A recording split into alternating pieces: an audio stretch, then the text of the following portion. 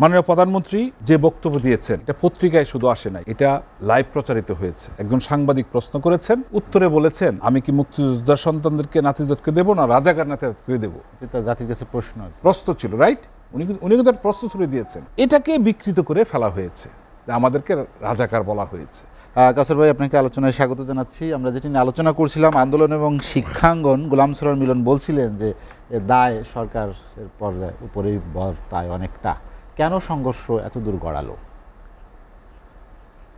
ধন্যবাদ আপনাকে, ধন্যবাদ আমার দুই সিনিয়র নেতা শামসুর দুদু ভাই, গোলাম সরোয়ার মিলন ভাই। তো বলেছেন আমার ডিপার্টমেন্টের বড় ভাই সোহেল সেন্সের, দুজনই আমার অনেক সিনিয়র নেতা। এসএটিভির যারা আমাদের অনুষ্ঠান দেখছেন, শুভেচ্ছা। আমিও মর্মাহত। আমরা যেটা গর্ব করি যে ঢাকা বিশ্ববিদ্যালয়ের ছাত্র ছিলাম, ঢাকা বিশ্ববিদ্যালয়ের ছাত্র নেতা ছিলাম, নির্বাচিত ছাত্র নেতা ছিলাম আমার সংসদে। আমরা ৭১-এর বয়সজনিত কারণে ৭১-এর মুক্তিযুদ্ধে যেতে পারি নাই, কিন্তু আমরা যেটা গর্ব করি যে ৯০ আমরা একটা স্বৈরাচার সরকারকে হটাতে পেরেছিলাম ঐক্যবদ্ধভাবে। আর যদি ইতিহাস বলি, ৫২, ৬২, ৬৯, ৭০, ৭১ বা ৯০ প্রতিটা আন্দোলনের সূতিকার ছিল ঢাকা বিশ্ববিদ্যালয়। এই জন্য আমরা গর্ববোধ করি যে আমরা এই বিশ্ববিদ্যালয়ের ছাত্র। কিন্তু আজকে আমি কাউকে দোষ দেব না, কিন্তু যে চিত্রটা দেখলাম এটা খুবই মর্মাহত।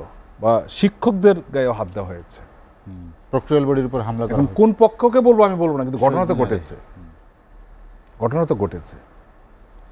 এটা ঢাকা বিশ্ববিদ্যালয়ে আমরা প্রত্যাশা করি না। শুধু ঢাকা না, জাহাঙ্গীরনগর বিশ্ববিদ্যালয়।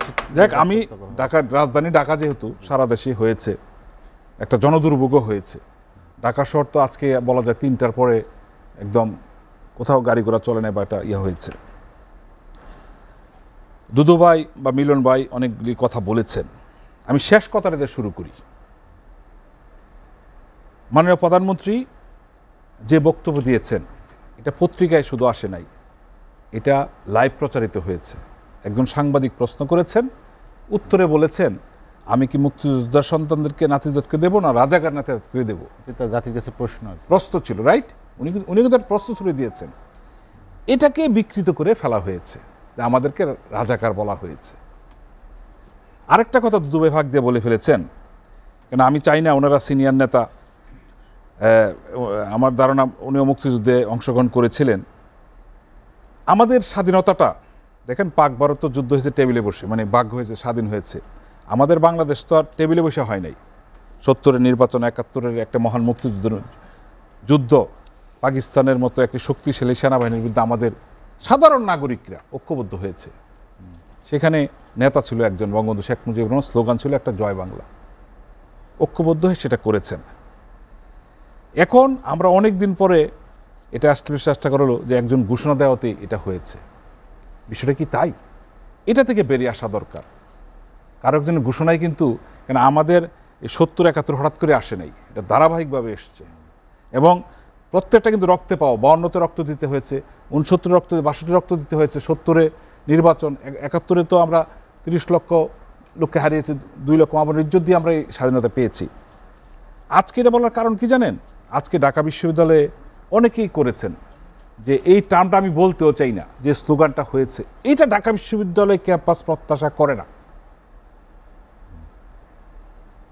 দেখেন, এখানে এটা বলতে হচ্ছে যে স্বাধীনতার ৫৩ বৎসর, বিশ্বে কোনো দেশে নজির আছে কিনা জানি না, যে স্বাধীনতার পরাজিত শক্তি বা যুদ্ধপরাধীরা রাজনীতি করতে পারে। আমাদের দেশে কিন্তু করছে, এবং কোনো একটা দল তাদেরকে শেল্টার দিচ্ছে। শুধু শেল্টার না, জাতীয় সংসদ নির্বাচনে ঘোষণা দিয়ে ২৫টা সিট ছেড়ে দিচ্ছে। তার মানে কি? কারা?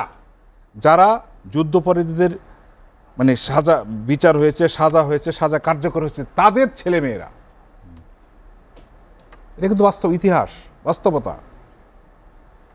সেই বাস্তবতায় আমরা আছি। আর আজকে আন্দোলনের কথাটা যদি বলি, ইনফ্যাক্ট এই দুদু ভাইরা, মিলন ভাইরা মুক্তিযুদ্ধের প্রজন্ম, আমরা দ্বিতীয় প্রজন্ম। এখন যে মাঠে আছে তারা তৃতীয় প্রজন্ম। তারা কিন্তু অনেক কিছুই জানে না। আমি যদি একটা কথা বলি যে 1975 সালের 15ই আগস্টের পর থেকে 96-এর 23শে জুন বঙ্গবন্ধু শেখ মুজিবুর রহমানের নামটা কিন্তু নিষিদ্ধ ছিল, কোথাও ছিল না। অর্থাৎ 21 বছরে যাদের জন্ম তারা জানতোই না বঙ্গবন্ধু শেখ মুজিবুর রহমানটা কে। জয় বাংলা স্লোগান তো নিষিদ্ধ। পাশাপাশি দেখেন আমরা কিন্তু স্পষ্ট বলি যে 18 সালে এই রায়ের কারণে এই কোটা বাতিল করায় নিঃসন্দেহে মুক্তিযোদ্ধা, নারী, নৃগোষ্ঠী, প্রান্তিক মানুষ কিন্তু বঞ্চিত হয়েছে। এটা বলতেই হবে, বিশ্বের অনেক উন্নত দেশে এই কোটাটা আছে, জি, তাই না? কিন্তু আমি দৃঢ়কণ্ঠে একটা কথা বলতে চাই, বাংলাদেশে এখন 2,81,000-এর মতো মুক্তিযোদ্ধা আছে। এখানে অনেক ভুয়া মুক্তিযোদ্ধা আছে, কিন্তু এটাও ঠিক গ্রামে গঞ্জে অনেক মুক্তিযোদ্ধা আছে যাদের কোনো সার্টিফিকেট নাই, তারা নিবন্ধিত মুক্তিযোদ্ধা না। কারণ এক সময় ওই আগরতলার কাগজ, ভারতের কাগজ, 4 ধরনের কাগজ লাগে, সেই কাগজ তারা নষ্ট করে ফেলেছে। এমন একটা সময় ছিল যে আমরা যে মুক্তিযোদ্ধা বলা যাবে না। স্পষ্ট করে যদি বলি, এই জিয়াউর রহমান কত হাজার হাজার মুক্তিযোদ্ধাকে ফাঁসি দিয়েছেন, তাও কি সকালে কোর্ট বসেছে, বিকালে সাজা হয়েছে, রাত্রে ফাঁসি দিয়েছে, ফাঁসি কার্যকর করার জন্য রাতে কারফিউ দিয়েছে। ঢাকায় হচ্ছে না, কুমিল্লায় পাঠিয়েছে, ময়মনসিংহে পাঠিয়েছে। এই ছিল বাংলাদেশের একটা ইতিহাস। আজকে নির্বাচনের কথা বলে, আজকে সংবিধানের কথা বলে, ওই সময় কিন্তু সংবিধান ছিল না।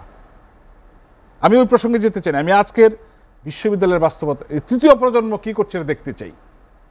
কিন্তু কাসর ভাই, শিক্ষার্থী এই যে রাজাকার, এই যে টার্মটা বলা হচ্ছে, তারা যদি সঠিকভাবে জানতে পারতো যে এদের ভূমিকা কি ছিল, মহান মুক্তিযুদ্ধে কি ভূমিকা ছিল, এই পূর্ব পাকিস্তানের বাড়িঘর বা লোকদেরকে কারা চিনিয়েছে, কারা নারী সাপ্লাই দিয়েছে, কারা এই পদবী যারা ছিল তারা করেছে এই কাজগুলো, এটা অনেকে জানে না। শিক্ষার্থীদের গুলি চালানোর মতো পরিস্থিতি তৈরি হয়েছিল কিনা দেখুন, আমরা আলোচনা এটা করব। যদি বলেন, আমরা একটা আমি বলি দেখেন, এখানে ছাত্রলীগের নেতারাও আহত হয়েছে, গুলিবিদ্ধ হয়েছে, বা আমরা যেটা ভিডিও দেখেছি, 2 দিকের ভিডিও, এটা মর্মান্তিক, এটা হতে পারে না, এটা জাতি কেমন আশা করে না। দেখুন, আরেকটা শেষ কথা বলতে চাই, আমি শহীদুল্লাহের ছাত্র, আমি তো প্রথমে বলেছি যে গর্ব করি। এখানে দুদুভাই আছে, ওনার মনে আছে কিনা, আমি 88 সালের প্রথম নির্বাচনটা করি হল সংসদে, আমি সম্পাদক নির্বাচিত হই, এবং যেটা 89-এ হয় আমি হল সংসদে বিপি ইলেকশন করি। ওইবার কিন্তু ছাত্রদল মনোনীত আমান খোকন পরিষদ জয়লাভ করে, কিন্তু ভোর 4টার সময় এই আমান খোকন সাহেবকে কিন্তু আমাদের শহীদুল্লাহ লনে হাত পা বাঁধা অবস্থায় পাওয়া গেছে। কারা বেঁধেছিল? ছাত্রদলের আরেকটা গ্রুপ। আমরা তৎকালীন নেতা আমাদের সুলতান মনসুর ভাই এসেছিলেন, যেহেতু আমরা হলে নেতৃত্ব দিয়েছি, আমরা কিন্তু ওনাদের এই বাধা খুলে দিয়েছিলাম যে ওনারা এখন ডাকসুর নির্বাচিত বিপিজিএস, ওনাদেরকে একটা হল সংসদের লনে বেঁধে রাখা হয়েছে, হাত পা বেঁধে রাখা হয়েছে। এটা কি আইন শৃঙ্খলা বাহিনী করেছেন? আমরা ছাত্রলীগ করেছিলাম? নো, ছাত্রদলের একটা অংশ করেছিল। এটা কিন্তু আজকে যে ঘটনা শহীদুল্লাহের সামনে ঘটেছে, আমি তো খুব মর্মাহত, কেন আজকে বিকালের পুরো ঘটনা কিন্তু শহীদুল্লাহ হলের গেটে, ঢাকা মেডিকেল ইমার্জেন্সি এবং শহীদুল্লাহ হলের গেটে।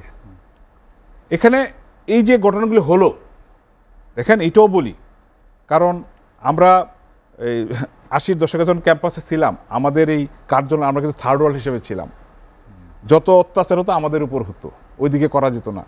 সেই কথাটা আজকে মনে হয়েছে যে তারাই কি আজকে এই কলকাঠিটা নেড়েছে, এই ঘটনাটা ঘটেছে, নাহলে শহীদ কার্যালয়ে এই ধরনের ঘটনা ঘটার কথা না। আমরা একটা বিরতি সায়েন্সের ছাত্র। বিরতি